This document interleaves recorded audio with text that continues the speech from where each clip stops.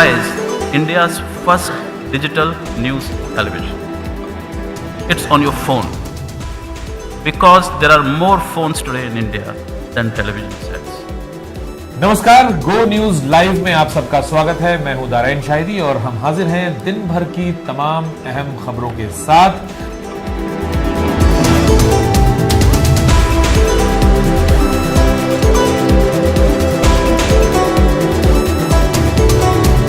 आप सबका मैं खैर मकदम करता हूं मिनहाज मोहम्मद खान एशिया टाइम्स के खास मुलाकात में।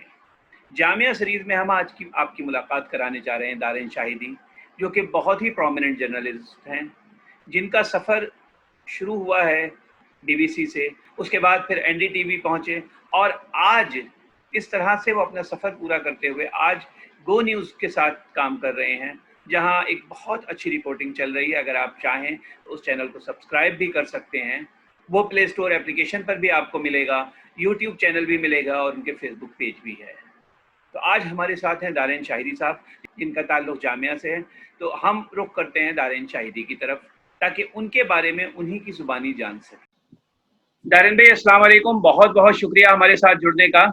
और काफ़ी लंबे अरसे से हम एक दूसरे को पहुंचने की कोशिश कर रहे थे, बट अनफॉर्चुनेटली हालात बन नहीं रहे थे। आज आप हमारे साथ हैं। तो जी जी जी जैसा कि मैंने अभी आपके इंट्रोडक्शन में बताया कि आपका जामिया से ताल्लुक है, जामिया से तालीम हासिल की है, तो मैं ये चाहूँगा कि जो जी। आपकी जर्नी है दारैन शाहिदी, जो शुरुआत हुई है, यानी प्राइमरी स्कूल से यहाँ तक गो न्यूज़ तक पहुँचने का सफ़र, अगर हमें बता सकें कि क्या रहा तो बड़ी मेहरबानी होगी। हाँ नहीं साहब, देखिए जैसे एक आम मिडिल क्लास फैमिली में जिस तरह से होता है वैसा ही सफर रहा है मेरा। कोई एक्स्ट्राऑर्डिनरी सफर तो रहा नहीं है। बस ऐसा है कि मुझे टाइम एंड स्पेस के हिसाब से जो है मौके मिलते चले गए और मैंने उन मौकों का इस्तेमाल किया। तो गया शहर में मेरी पैदाइश हुई और हमारे फादर वहाँ मगध यूनिवर्सिटी में प्रोफेसर थे। तो हमने 12वीं वहां से की। गया से 12वीं करने के बाद साइंस से हमने 12वीं की। वहां से हम दिल्ली की तरफ हमने कूच किया। हमारे बड़े भाई तब तक यहाँ आ चुके थे। उन्होंने कहा कि इंजीनियरिंग की तैयारी करनी चाहिए, तुम्हें आईआईटी देना चाहिए। तो मैंने तैयारी की और इंजीनियर बनने आए थे, जर्नलिस्ट बन गए। तो किस्सा मुख्तसर ये है कि जो आपकी डेस्टिनी होती है और जिस तरफ आपका रुझान होता है, ये दोनों चीजें मिला करके आपको उस मुकाम तक ले जाती हैं जहां आपको पहुंचना होता है। तो मेरे साथ भी वही हुआ। फिर मैंने जामिया मिल्लिया इस्लामिया में एडमिशन ले लिया अंग्रेजी डिपार्टमेंट में। मैंने वहां से इंग्लिश ऑनर्स किया। जामिया में अच्छा एक्सपोजर हुआ, काफी अच्छा टाइम गुजारा हम लोगों ने। वो अर्ली 90s का वक्त था। पॉलिटिकल सिचुएशन जो है इंडिया की कुछ इस तरह थी कि न्यू इकोनॉमिक पॉलिसी लागू हो रही थी, एजुकेशन सिस्टम बदल रहा था, प्राइवेटाइजेशन का दौर था। तो हम लोग स्टूडेंट के तौर पर एक्टिविज्म करते थे और जिस तरह से सब कैंपसेस में होता है, लेफ्ट की पॉलिटिक्स उस जमाने में ज्यादा हावी थी। और अयोध्या का भी कांड हो गया था, नरसिम्हा राव प्राइम मिनिस्टर थे। तो इन सब चीजों को, जो टर्मोइल को हम लोगों ने देखा, तो इसका काफी गहरा असर हम लोगों के ऊपर पड़ा।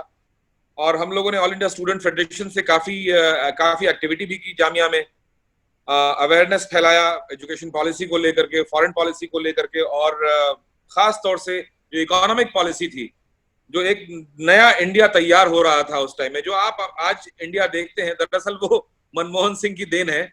अगर उन्होंने न्यू इकोनॉमिक पॉलिसी वहां पे लागू नहीं की होती अर्ली 90s में, तो उसका असर जो है वो अभी देखने को नहीं मिलता। पता नहीं हम कहाँ होते। खैर, अभी तो इकोनॉमी की हालत बहुत खराब है और एक बार फिर से हम आत्मनिर्भर बनने की कोशिश कर रहे हैं। तो इस तरह से काफी स्टूडेंट्स हमारे साथ जुड़े, उन्हें अच्छा लगा। हम लोगों ने नुक्कड़ नाटक की शुरुआत की और हम लोगों ने जनसभाएं, स्टूडेंट्स के राइट्स के लिए हम लोगों ने जनसभाएं की वहां कैंपस में। बशीरुद्दीन साहब मरहूम जो है वाइस चांसलर थे। तो ये सब हम लोग काम किया करते थे। किसी पोएट की अगर पुण्यतिथि है या उसका बर्थडे है या उसका यौम विलादत है, तो हम उसको धूमधाम से मनाया करते थे। जी, गोया के मतलब एक कैंपस जो है, एक एजुकेशनल इंस्टीट्यूशन का जो कैंपस है, एक तालीमी इदारा जो है वहां वाइब्रेंट माहौल होना चाहिए। हम लोगों ने कोशिश की काफी कि वाइब्रेंट माहौल हो, और उसमें हम काफी हद तक कामयाब भी हुए थे। तो बड़ा अच्छा दौर रहा वो। जी, मास कम्युनिकेशन के जामिया के उस दौर पे भी बात करेंगे, लेकिन मैं ये चाहूंगा कि जो आप जर्नलिज्म की तरफ आए, वो क्या वजह थी और कहाँ से आपको ये सब मिला? भाई देखिए, बात ये है कि हम लोग ना जामिया में कैंपस जो था हमारा, रोड के इस पार तो बाकी डिपार्टमेंट थे, रोड के उस पार जो है वो वाइस चांसलर ऑफिस था और मास कम्युनिकेशन रिसर्च सेंटर था। तो हमने देखा आमतौर पे जो है इधर के डिपार्टमेंट्स जो है, डिपार्टमेंट सोशियोलॉजी है, सोशल वर्क है, हिस्ट्री है, इंग्लिश है, इनका इंटरेक्शन जो है एमसीआरसी के लोगों से होता ही नहीं था। तो हम लोगों ने शुरू किया कि नहीं, इंटरेक्शन होना चाहिए, एक ही यूनिवर्सिटी है, हम लोग भी जो है वो सोशल साइंसेस पढ़ रहे हैं, ह्यूमैनिटीज पढ़ रहे हैं, और वहां मास कम्युनिकेशन लोग पढ़ रहे हैं, तो मतलब मास कम्युनिकेशन का मतलब ही है कि मास से कम्युनिकेट करना चाहिए। तो हम लोगों ने इंटरेक्शन शुरू किया उनसे, काफी हम लोगों ने बातचीत करनी शुरू की। तो काफी उसका फायदा हुआ। वहां के स्टूडेंट्स जो है, जाहिर सी बात है कि भाई बड़ा टफ कंपटीशन होता है, बड़े ब्राइट स्टूडेंट वहां आते हैं, उन लोगों ने आकर के बातचीत करनी शुरू की, मेन कैंपस में प्रोग्राम्स करने शुरू किए। उनका एक ट्रेडिशनल एंटरटेनमेंट का कोर्स होता है, उसमें फर्स्ट ईयर में ही एक सब्जेक्ट था, तो नाटक वाटक जो है वो उन्होंने आकर के मेन कैंपस में करना शुरू किया, और फिर इस तरह से एक ग्रुप बना। तो मेरा अपना इंडिविजुअल वो ये था भाई कि मैंने लिटरेचर में करने के बाद, ग्रेजुएशन करने के बाद मैंने पोस्ट ग्रेजुएशन में एडमिशन लिया, लेकिन उसके बाद पैसों की सख्त कमी हो गई। तो हमने कहा कि भाई ऐसे तो काम चलेगा नहीं, एक्टिविज्म करके जो है कैसे दाल रोटी कैसे चलेगी। तो उसी जमाने में मास कम्युनिकेशन में ही एक बैच हमसे सीनियर स्टूडेंट थी, उनका नाम है मोनालिसा। उन्होंने मुझे एक दिन बताया कि भाई एक नया चैनल शुरू हो रहा है। उस टाइम में मैं ऑल इंडिया रेडियो जाना मैंने शुरू कर दिया था। ऑल इंडिया रेडियो में मैं युववाणी में कुछ फीचर्स करता था, वहां से 3-4 सौ रुपए मिल जाया करते थे। तो मोना ने जैसे ही बताया कि भाई आप जो है जाइए वहां, एक नया चैनल शुरू हो रहा है BITV नाम से, तो मैंने उनसे फोन नंबर लिया, एड्रेस लिया और वहां पहुंच गया। तो अब देखिए साहब, किस्मत की बात है कि पहला इंडिया का प्राइवेट न्यूज चैनल शुरू होने वाला था, लॉन्च होने वाला था, और हम उसकी कोर टीम में शामिल हो गए। मुझे असिस्टेंट प्रोड्यूसर की नौकरी पर रख लिया गया। तो इस तरह से साहब जो है कर्नाटक में और तमिलनाडु में और महाराष्ट्र में और आंध्र प्रदेश में उस टाइम में इलेक्शंस हुए थे। 1994 की बात बता रहा हूं मैं आपको। तो इलेक्शन की प्रोग्रामिंग का जो कुछ भी था वो उन्होंने मुझे उसमें शामिल कर लिया, और मेरी वहां से एंकरिंग की शुरुआत हो गई। वहां मैंने 3-4 साल गुजारे। मैंने ह्यूमन इंटरेस्ट स्टोरी की बहुत सारी, इंटरव्यूज लिए बेतहाशा। एंकरिंग से जब भी मौका मिलता था तो मैं कैमरा लेके निकल जाता था शहर में, और उसके बाद फिर वहां से 96 तक मैं वहां रहा। फिर वहां से मुझे ऑफर BBC से आ गई। तो ऐसा ही है साहब, जिंदगी में ऐसे मुकामात जो है वो आते रहते हैं, आपको चैलेंजेस मिलते रहते हैं, आप उसको लांघते चले जाते हैं, और वक्त होता है, टाइम होता है, स्पेस होता है, उसी हिसाब से आपको अपॉर्चुनिटीज मिलती चली जाती हैं, और अगर आपने उसे ठीक से आपने परफॉर्म कर दिया, ठीक से उसको एक्सप्लॉइट कर लिया, तो फिर कामयाबी मिलती है। जी हाँ। तो तो ये अगर है। जी, उसके बाद देखें तो शायद मुझे याद है आप NDTV में भी रहे हैं, उसके बाद अभी आजकल गो न्यूज में हैं आप। हाँ, तो NDTV का मामला ये है कि वहां मृणाल पांडे जो है, जी जो बहुत बड़ी जर्नलिस्ट हैं, बहुत सीनियर जर्नलिस्ट हैं, वो साप्ताहिक हिंदुस्तान की एडिटर रही हैं, और फिर बहुत उनका बॉडी ऑफ वर्क काफी है। वो एंकर करती थी NDTV में शाम 7 बजे की न्यूज, हिंदी में करती थी। वो 9 बजे प्रणॉय रॉय करते थे, और 7 बजे मृणाल पांडे किया करती थी। तो हमारी एक दोस्त थी जो डॉक्टर वाला टीवी में आजकल है, अमृता चीमा। वो स्टार न्यूज संडे किया करती थी राजदीप के साथ। अमृता चीमा BITV में हमारी कॉलीग थी। तो अमृता ने एक दिन मुझे फोन किया और कहा कि Darren Mrinal ji has resigned and they are looking for a new anchor. तब तक मैं BBC में था। BBC में रहने की वजह से वहां से कुछ इंटरव्यूज छप गए थे हिंदुस्तान टाइम्स में हमारे। हमारी प्रोफाइल फाइल भी छपी थी। तो मतलब ये है, कहने का मतलब ये कि I was already a known figure and they were looking for someone who could anchor their Hindi bulletin. तो मैं जाके प्रणय से मिला और राधिका और प्रणय दोनों ने मुझे मेरा इंटरव्यू लिया और उन्होंने कहा कि कल से आ जाइए। फिर उन्होंने 24 घंटे कर दिया उसको, स्टार न्यूज के साथ जो उनका करार था जी जी उन्होंने 24 घंटे चैनल कर दिया। तो जी अर्नब अर्नब गोस्वामी, वर्षा दत्त, श्रीनिवासन जैन, राजदीप सरदेसाई, विक्रम चंद्रा, सोनिया सिंह, पंकज पचौरी, ये सब हम लोग एक टीम थे। जी और राजदीप जो है पॉलिटिकल एडिटर थे। बाकी अर्नब गोस्वामी, श्रीनिवासन जैन, वर्षा दत्त, ये 3 रिपोर्टर्स थे। और अभिज्ञान प्रकाश भी हुआ करते थे। जी जी। तो ये हम 5-6 लोगों की बड़ी अच्छी कोर टीम थी। मैं ये जानना चाहूंगा दारेन भाई, आप जर्नलिज्म किया है और आज भी कर रहे हैं, और गो न्यूज में मैंने आपकी बहुत सारी रिपोर्ट्स देखी है इकोनॉमिक जोन के ऊपर। जो अगर हम आज जी देखें, हमारी इकोनॉमी ऑलरेडी कोलैप्स हो चुकी थी कोरोना से पहले, या सीए एनआरसी के जो हंगामे चल रहे थे उससे पहले। इसको कहें तो एक जी जी जी जी। सुहागा हो गया, और ज्यादा हालात बद से बदतर होती चली गई। तो आने वाले 6-7 महीने हाँ, हम अपनी इकोनॉमी को और लोगों के जो हालात होंगे वो कहाँ देखें? देखिए ये कहना मुश्किल है कि आने वाला टाइम कैसा होगा। अंदाजा लगाया जा सकता है कि खराब ही होगा। और उसका असर जो है आपने देखा होगा, जो 2020 का जो पहला क्वार्टर है, यानी कि जनवरी से लेके मार्च तक का जो क्वार्टर है, उसको आप देखेंगे तो आपको अंदाजा लग जाएगा कि हम किस हालत में थे। अब आप ये नहीं कह सकते कि वो पीरियड जो है वो कोरोना का पीरियड था, क्योंकि कोरोना नहीं आया था, वो नमस्ते ट्रंप का पीरियड था। जी तो कुल मिलाकर के मेरे कहने का मतलब ये है कि इकोनॉमी की हालत तो पहले से ही हालत खराब थी, पतली थी। अब जो आप देख रहे हैं हाल, वो वर्ल्ड फेनोमेना है। पहले वर्ल्ड फेनोमेना नहीं था। अब जो आप देख रहे हैं वो ग्लोबल फेनोमेना है। ये ग्लोबल फेनोमेना है और इसमें जो है इकोनॉमी की हालत पूरी दुनिया में खराब हो रही है। लेकिन आपको मैं एक बात बताऊं कि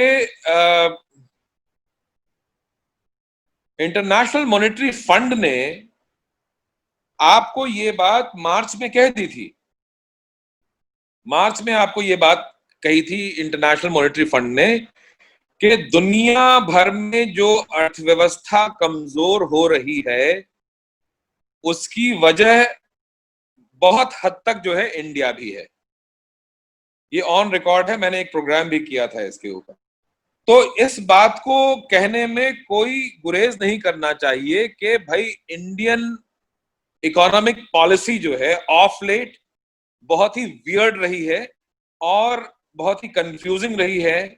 उसमें सोर्सेस अगर आप देखें तो किस तरह से जो है डेटा फजिंग की जाती है और किस तरह से जो है सच को छुपाया जाता है, किस तरह से जो इकोनॉमी को नापने का, जीडीपी को नापने का तरीका है वो बदला जाता है। ये अरुण जेटली जब हयात थे तब की बात मैं आपको बता रहा हूं।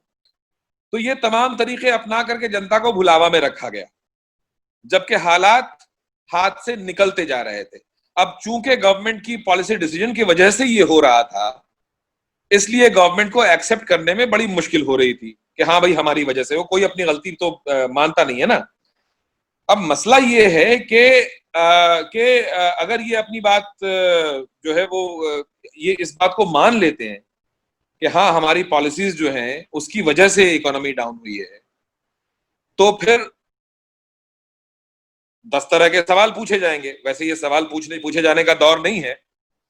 सवाल पूछने से लोग घबराते हैं और जो सवाल पूछते हैं उन्हें हड़का भी दिया जाता है, लेकिन फिर भी कोई ना कोई तो आके पूछ लेगा, डर इस बात का है। तो इस तरह से बहुत सारी चीजें छुपाई जाती हैं। रही बात अब आने वाले 6 महीने में क्या होगा, तो भाई मैं अंदाजा नहीं लगा सकता। मैं कोई इकोनॉमिस्ट नहीं हूं। एज अ जर्नलिस्ट मैं फोर्सी कर रहा हूं, अपने आसपास चीजों को देख करके अंदाजा लगा पा रहा हूं। तो मैं आपका जो सवाल है कि इकोनॉमी की क्या हालत होगी आने वाले टाइम में, लोगों के उद्योग धंधे चौपट हैं। छोटे छोटे व्यापारी जो हैं, सिवाय फार्मास्यूटिकल और ग्रोसरी के कोई चीज चल नहीं रही है। कपड़े लत्ते लोग खरीद नहीं रहे हैं, जूते खरीद नहीं रहे हैं जी अनाज लोग खरीद रहे हैं और दवाइयां खरीद रहे हैं। बाकी जिनके पास जो पैसा है वो दबा के बैठे हुए हैं, क्योंकि अनसर्टेनिटी का माहौल है। कोरोना से ज्यादा डर नहीं लग रहा है। लोगों को ज्यादा डर इस बात से लग रहा है कि बड़ी अनसर्टेनिटी है कि आगे क्या होगा। तो चलें, खैर ये तो आज करंट अफेयर्स पे हम आपसे बात कर रहे थे। अभी हम वापस आते हैं। आपने बताया था कि जामिया में रहते हुए आपने थिएटर वगैरह शुरू किया था, और थिएटर के जी साथ जी। साथ आजकल के दौर में आपके साथ एक नाम और जुड़ा हुआ है, दास्तान गोई का। ये भी एक आर्ट फॉर्म है। तो मैं ये जी चाहूंगा, दास्तान गोई एक्चुअल है क्या, और ये कहाँ से शुरू हुई आज के दौर में अगर हम देखें तो? महमूद फारूकी जो हमारे कॉलीग भी थे जिस जमाने में हम एनडीटीवी में थे, तो मैंने देखा कि वो दास्तान गोई कर रहे हैं, तो बड़ी जबरदस्त चीज लगी। दिल्ली यूनिवर्सिटी में जाकर के हमने उनकी परफॉर्मेंस देखी। उन्होंने दास्तान अमीर हमजा और तिलिस्म होशरुबा में से कुछ चीजें उन्होंने वहां पे परफॉर्म। हम उनसे मिले, हमने कहा कि भाई महमूद, ये तो बड़ी जबरदस्त चीज आपने शुरू की है। इत्तेफाक से शमशुर रहमान फारूकी साहब भी वहां मौजूद थे, जो मेंटोर हैं दास्तान गोई टीम के, और जिन्होंने दास्तानों के ऊपर किताबें लिखी हैं। इनफैक्ट दास्तान गोई को रिवाइव करने में उनका सबसे बड़ा हाथ है, शमसुर रहमान फारूकी। तो हर महीने के आखिरी थर्सडे को महमूद के घर एक बैठक होती थी, हमने वहां जाना शुरू किया। तो फिर दास्तान गोई जो है वो चीज क्या है, वो ढंग से फिर समझ में आई। जी। मौका मिला, हमें शर्फ हासिल हुआ शमसुर रहमान फारूकी साहब से भी इंटरेक्ट करने का उसी दौर में। तो ये प्योर ट्रेडिशनल आर्ट है, जी। प्योरेस्ट फॉर्म ऑफ थिएटर आप इसे कह सकते हैं। महमूद फारूकी ने इसे दोबारा जिंदा किया। आखिरी जो दास्तान गो थे दिल्ली में, वो 1928 में मर गए थे, मीर बाकर अली। जी। उसके बाद कोई दास्तान गो पैदा नहीं हुआ। चलिए, ये तो रही दास्तान गोई की बात। नारायण भाई, मैं ये चाहूंगा कि जैसे हमारे साथ टाइम की लिमिटेशंस हैं कुछ, और हम इस प्रोग्राम को ऑलमोस्ट कंक्लूड कर चुके हैं, बट मैं ये चाहूंगा कि जो जामिया में आप रहे हैं, जो आपके एक्सपीरियंसेस हैं, या कुछ वाकयात जो हॉस्टल में रहते हुए ऐसे हैं जिसको लोग आज भी इंजॉय करते हैं आप लोग बातचीत करके, मैं वो चाहूंगा वो वाकयात शेयर करें हमारे साथ। भाई देखिए, सबसे बड़ी जो जो इवेंट है वो है वहां के स्टूडेंट यूनियन का इलेक्शन। अब जामिया में जो है वो क्या है, जामिया की एक बड़ी खास बात है कि बड़ा कंपोजिट कल्चर है जामिया का, शुरू से रहा है, बुनियादी इस पे पड़ी थी। अलीगढ़ की भी जो है कोई चीज इसमें आ जाती है, जो चुहलबाजी है और हाजिर जवाबी जो है ना, और बैठकबाजी जो है, वो सारी अलीगढ़ से ली आपने। और जो मॉडर्न स्टाइल ऑफ एजुकेशन है वो दिल्ली में, चूंकि सेंटर में है ये यूनिवर्सिटी, इसलिए बड़ा मॉडर्नाइज भी है, और मिक्स पॉपुलेशन है स्टूडेंट्स का वहां, हिंदू, मुसलमान, सिख, ईसाई, है ना, ऐसा कुछ हम लोगों ने देखा, और उसको हम लोगों ने फिर आगे भी बढ़ाया। जी जी। थोड़ा सा ओपन माहौल रहा जामिया का हमेशा से। जी। तो फिर स्टूडेंट यूनियन का इलेक्शन जब आया, हमने आपको बताया पहले कि हम लोगों ने किस तरह से ड्रामा क्लब को रिवाइव किया, और किस तरह से अंसारी ऑडिटोरियम जो है वो खाली पड़ा रहता था, वहां हम लोगों ने लड़ झगड़ करके वो लिया, और वहां हम लोगों ने रिहर्सल करनी शुरू की, प्लेस करने शुरू किए, जी। और डिबेटिंग सोसाइटी को रिवाइव किया, फिल्म क्लब को रिवाइव किया। अब देखिए, रश्मि दोराईस्वामी एक रशियन की टीचर हुआ करती थी डिपार्टमेंट ऑफ इंग्लिश में। जी। सब्सिडियरी सब्जेक्ट जो है वो फ्रेंच और रशियन उस टाइम में अवेलेबल था। तो रश्मि दोराईस्वामी जो है, सिनेमाया नाम की मैगजीन निकलती थी, उसमें वो लिखा करती थी इंटरनेशनल सिनेमा के ऊपर। हमने कहा इतने बड़े बड़े लोग जामिया में हैं। मुजीब रिजवी साहब प्रो वाइस चांसलर थे, अब रिजवान साहब थे, गुलाम रब्बानी ताबा की फैमिली जो है वहां अलीगढ़ से, ये जामिया से कनेक्टेड थी, और ये सब लोग एक जमाने में बड़ा वाइब्रेंट कल्चर इन्होंने पैदा किया हुआ था, और थिएटर बहुत करते थे ये लोग। हमने कहा इस तरह की जो हमारा हमें विरासत में ये सारी चीजें मिली हुई हैं, और हम इसको खो क्यों रहे हैं। तो हमने जो छोटी मोटी, जो थोड़ी बहुत कोशिश थी, हम लोगों ने कोशिश की, रिवाइव किया, और उसको एक तरह से समझ लीजिए कि एक विरासत छोड़ करके वहां आए। तरह से जो है वो जामिया का नाम हो, जामिया की शोहरत जो है वो पहुंचे। वैसे तो मशहूर यूनिवर्सिटी थी, लेकिन हम लोगों को लगा कि काफी हद तक जो है ना, इसको ब्लॉक किया जा रहा है। जी। और जितनी कैपेसिटी और जितनी मतलब पोटेंशियल है जामिया के अंदर, वो नजर नहीं आ रही है लोगों को। जी तो उसमें काफी हद तक कामयाबी मिली हम लोगों को, ऐसा मेरा मानना है। आने वाली पीढ़ी ने उसको आगे बढ़ाया और आज देखिए जामिया का नाम जो है वो टॉप यूनिवर्सिटीज में अब आने लगा जी है ना। नैक की रेटिंग वगैरह जो आती है उसमें जामिया काफी आगे है। जी बिल्कुल। जामिया में जो स्टोर था, एक वो भी, उसकी भी एक अलग कहानी है। जामिया में स्टोर जो है वो बड़ा फेमस हुआ करता था एक जमाने में, जी अब तो जामिया उजड़ गया वो। जी जी जी हाँ, तो उसमें बड़े सारे कैरेक्टर्स ऐसे हैं जो याद रखे जाने हैं और उन पे लिखा जाना चाहिए। नसीर भाई थे, छोले बनाते थे बटर में, जी मक्खन में छोले बनाते थे। और हम जब वहां से गुजर भी रहे होते थे तो बुला लिया करते थे, भाई अरे भाई दारेन साहब आइए, अरे मेरे दोस्त रजा साहब आइए। उन्हें मालूम था कि ये जब आकर के बैठेंगे जी तो इनके साथ साथ 10 लोग और आएंगे। और हम वहां कोई कंट्रोवर्शियल सी बहस छेड़ करके चुपचाप निकल जाया करते थे। अच्छा है ना, चाहे वो अदबी बहस हो चाहे सियासी बहस हो, वहां लोग उलझ जाते थे उसमें और हम चुपचाप निकल लिया करते थे। नासिर भाई के छोले और ब्रेड इस तरह से बिक जाया करते थे। तो वो कई बार हम लोगों को फ्री में भी खिलाते थे। अच्छा। एक बार ऐसा हुआ कि हमारे पास पैसे नहीं थे तो बिल्कुल स्टोर के कोने पे, जहां से स्टोर की शुरुआत होती है, पोस्ट ऑफिस वहां पे एक मुल्ला थे जो हम लोगों को सालन खिलाया करते थे, जी जी जी सालन रोटी। तो 3-4 लोग थे, हमने कहा कि यार ऐसा करते हैं कि पैसे ज्यादा है नहीं, एक ही सालन मंगवाते हैं, उसके बाद तो वो उसमें ऐड करते चले जाते हैं। जी। तो 3 लोग बैठ करके हमने 4.5-5 रुपए में अपना लंच कर लिया। ये बहुत किया करते थे। चलें, इस तरह की यादें दारेन भाई याद रहेंगी, कुछ ये वाकयात स्टूडेंट लाइफ के।